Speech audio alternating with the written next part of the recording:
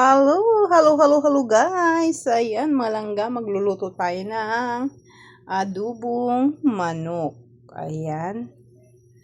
Adobong manok. At ipiprito muna natin to. Gusto nang may patatas ang adobo. Ayan. Yan ang ginagawa ko. Ipiprito ko muna. Saka ko ilalagay dyan. Ihalo sa adobo pag naluto ko na ang patata. Ayan, patata. Ganito rin ba kayo mag-adobo, mga lalabs? Ayan. Madalas talaga pag hindi patatas. Madalas pinaghahalo ko yung patata at saka tawag nito. Carrots. Ayan. Masarap po yan. Pag ganito kasi hindi siya na-overcook kasi ilalagay ko po siya pag malapit na maluto ang adobo. Ayan. So, i-fried lang natin yan, mga langga. Ayan, na golden brown na siya, mga langga. Tatanggalin na natin ito. Ayan. At ipapalit natin dyan ang chicken. Medyo iba-brown ko rin yung chicken bago ko i-adobo. So, ayan, i-off muna natin ang apoy. Ayan, i-off muna natin yan. Ayan, ilalagay natin ang chicken sa pinagpratuhan natin ng patatas. Ayan, ilalagay muna natin yan.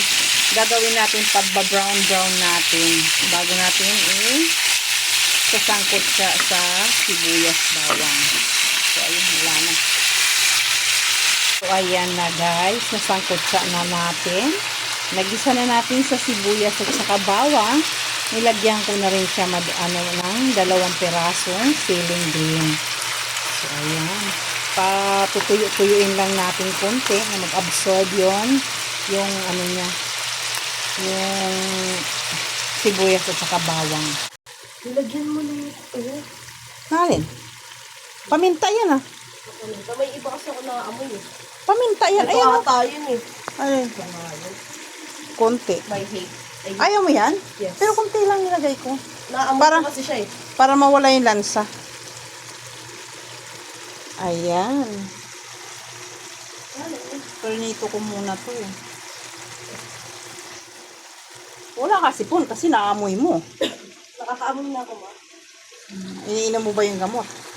Yes. Pero bumili ka pa uli nun. Si Mary Joy, bilhan muli ng gamot. yung pumamalitan ako.